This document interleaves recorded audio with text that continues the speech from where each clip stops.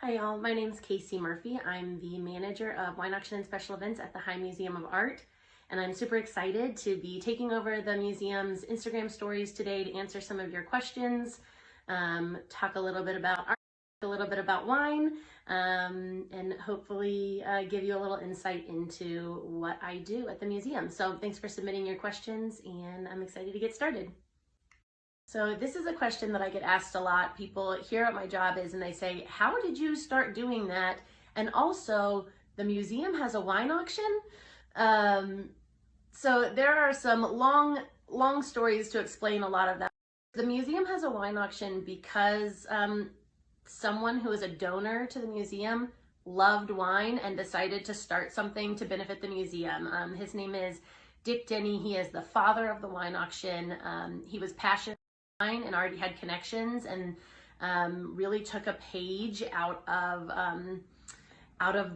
the book of the auctions out in California and said, hey, we can do this in Atlanta. And he started organizing it 29 years ago, and it has grown into something big and spectacular. So that is why the museum has a wine auction. How I got involved, I don't have a wine background, I don't have an art background, although I love both. My background was in event planning. I was already working for a nonprofit, doing a lot of event planning, and so it was kind of a natural progression from one to the next. And so that is how I ended up at the museum. And I have been very blessed to learn a ton about wine since coming on to the wine auction team, but it is not something that I had a huge knowledge of in the past, although I did mention in my interview that I took a horticulture class in college called Vines, Wines, and Brews at Clemson University for 1 hour of credit where we got to sample wine, and so I had that in my back pocket during my interview.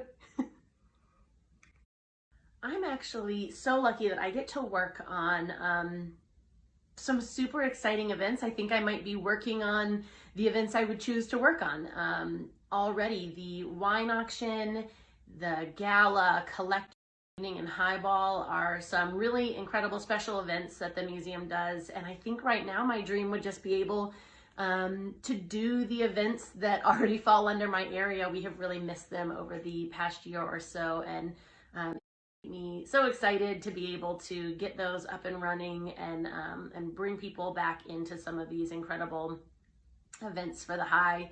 One of my favorites is Highball. It's a mixology competition where we invite different bartenders around Atlanta to participate. We give them a theme.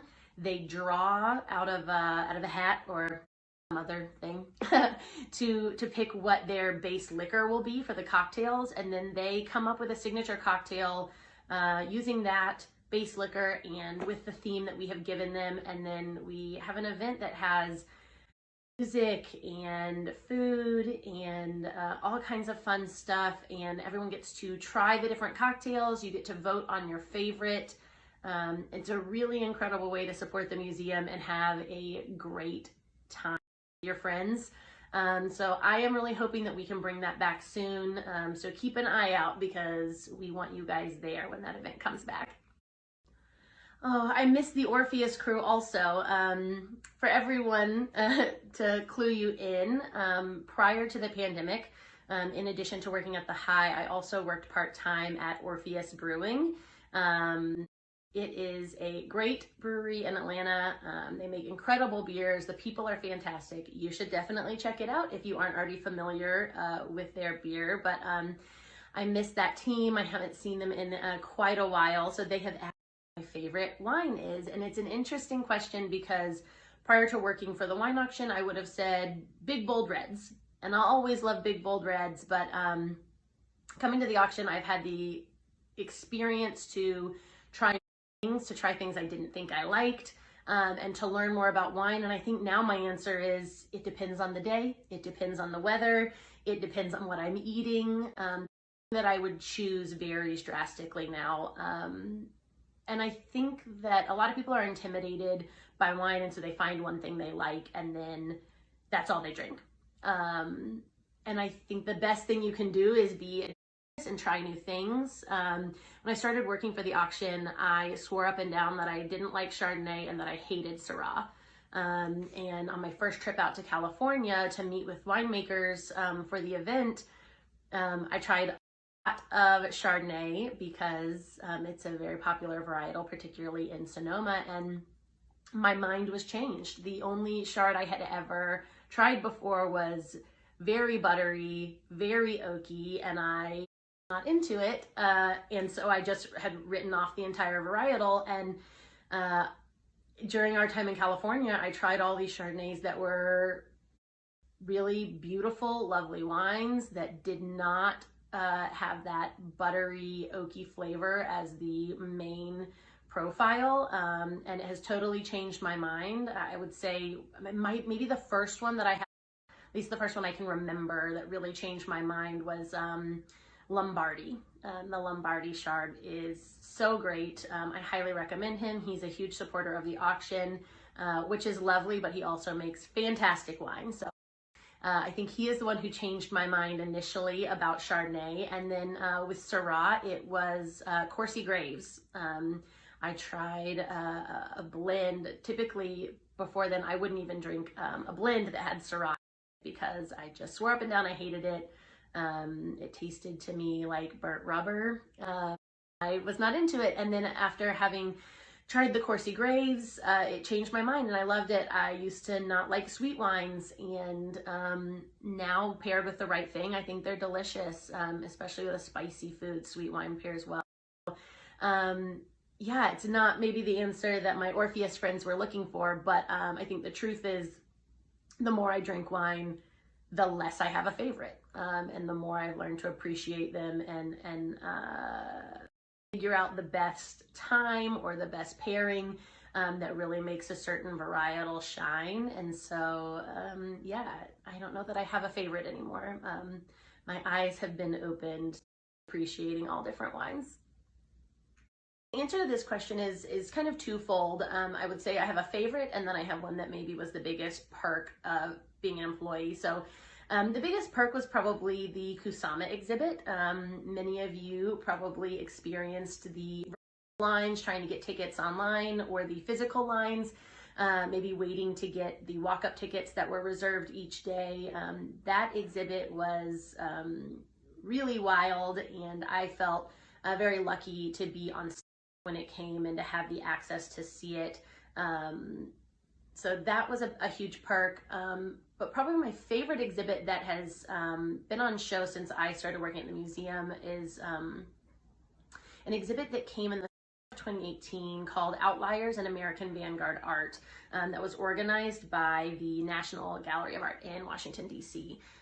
It focused on a lot on self-taught artists, sort of on the peripheral of the art world and the way that they impact the mainstream art world, in particular the way that they have sort of galvanized the mainstream art world to embrace differences, diversity when it comes to race, region, class, age, gender, whatever you can think of. And so what I loved is that it was a incredibly diverse exhibit. But it was also really fun because it exhibited a lot of artists that we have in our own collection. If you aren't aware, the High Museum has a really spectacular folk and self-taught collection, and so it was really fun to see these artists who are featured in our own permanent collection sort of on display and really celebrating that area of the art world. I loved it in particular. I thought it was a really spectacular exhibit. So the piece that is behind me in the photo that the museum shared on their Instagram account is by artist Anna Betbys, and the piece is called 9 Planets in the Dark House. It's a really neat piece. It is huge. It's about 20 feet long, and it's hung on the wall and it sort of overflows into the gallery space. I particularly love fiber art, and so I was really drawn to it. I actually got to see an exhibit from at Atlanta Contemporary a few years ago, I think in 2017, and saw a few more of her pieces. And so I was very excited to take my headshot in front of that piece. She has some incredible stuff. She works a lot with flocati rugs, dyeing, burning, different things to affect how those work. The piece in particular behind me, she set campfires on top of the rug. If you want to learn more about that piece, the High actually has a short video online about the piece with Anna speaking about it herself. If you go to the High Museum's website and you use the search function and search for her name or for the piece of art, it'll pull up the video. So again, her name is Anna Betbies, and the piece is called 9 Planets in the Dark House. So hopefully you'll enjoy that video, hearing directly from the artist a little bit more about that piece. I think my favorite wine auction event has got to be the actual auction. We do a lot of fantastic events for the auction in normal years where we can do everything we'd like to do, from seminars to luncheons to dinners to a gala, and then the actual auction event that's on Saturday of Wine Auction Week. And so I think actual auction has got to be my favorite. We gather together over 1,000 people in a tent. It is a giant party, and all in support of the museum, which is great. One of my favorite parts is it's prior to the auction, we do something called the Vintners Reception, where we bring winemakers in, they're pouring samples of their wine for our guests, and we also bring in a ton of Atlanta restaurants who are providing samples or appetizer portions of food. And it's a really special time for people to create personal connections with the winemakers and the vintners who are on site. They get to try those wines, find a new favorite, get on a mailing list, order new wines to add to their collection. So that's really fun, but it's also a really great way that we get to pull in the Atlanta community, and we get to feature these Atlanta restaurants and have them kind of come into the space. And so I really think that's a special time, and it gets everyone fed and happy and with some wine in their belly before we start the auction, which doesn't hurt either. So that's got to be my favorite. It's a really special day. This year's going to look a little bit different, but I am still very much looking forward to the auction this year. That'll be happening virtually. It's still going to be a really special event, and it's still going to be super fun, and we are very excited for everyone who has signed to participate. Wine Auction helps support the museum in 2 ways. The first is that the general operating budget, the majority of the funds raised by the wine auction go towards general operating budget, and so that could mean money goes anywhere from keeping the lights on in the museum to helping bring in some of the great exhibitions that I had mentioned, like the Outliers exhibit, Kusama, or some of the upcoming exhibits I'm really excited about, like Calder Picasso, which comes this summer, or the Obama Portraits Tour, which is coming in 2022. So it can really go to a lot of things and a lot of areas, but ultimately it's money that keeps the museum running. And so we're really proud of that. Another way is that it supports arts education. So our paddle raise, that money is earmarked specifically for arts education, and often goes towards our Arts Access program. So if you are unfamiliar, you can certainly get information on the High Museum website by searching for Art Access. But it's a really exciting program that provides field trips to the museum for Title I students who normally would not have access to that sort of programming because of economic barriers. And so the goal is to remove those barriers and give them an experience that might inspire these students who otherwise would not have the experience. And so it covers their entrance to the museum, the transportation, the teacher resources that are needed, and then also they're provided with a voucher to return to the museum with their family. So it's a really incredible program, and if you'd like to support it, again, the paddle raise is open to donations from anybody. So you can donate to the Paddle Raise by visiting our mobile bidding site at bidpal.net/HMA Action 21.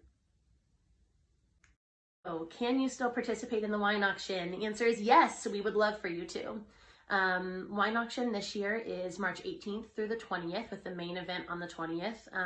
You can still become a benefactor. You can visit our website at wine.org and check out the benefactor packages to see what might be a good fit for you.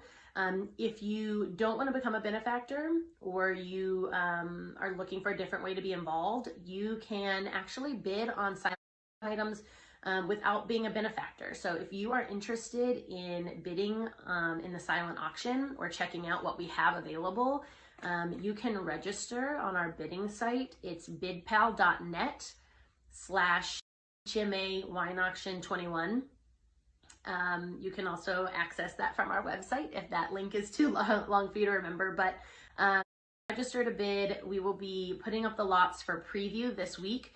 And then bidding on the silent auction begins on March 18th and will close on March 20th after the live auction ends around 10:30. So silent auction is a great way to participate.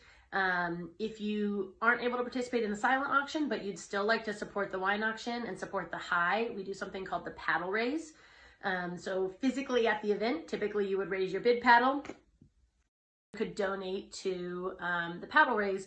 This year we'll obviously be doing that digitally, and so you can do that on our bidding site as well at that same address I gave. But the paddle raise is a great way to support the auction, even if you can't participate in the actual auction. So it's a great option. The other thing that's very exciting this year that we haven't done before is we are partnering with public programs to put together some wine-centric events that will also support the museum. We're hoping that those are going to be kind of released to the public soon. I know that they're still in progress, but if you have been interested in participating in maybe an online wine tasting or a wine paired sort of dinner, I think those are some of the things that are being finalized now. So keep an eye out for that. We'll be promoting those on the wine auction pages, and you'll also be able to find information about those on the High website once everything is finalized. So keep an eye out because those will be coming soon, and a great way to support the wine auction and the museum in general. The biggest questions that we have received a lot this year is how have we changed the wine auction to happen during the pandemic? And the short answer is so much of it is not happening. We've had to cancel quite a few of the events, but the things that are happening, we have limited the capacity and we'll be incorporating social distance in those events.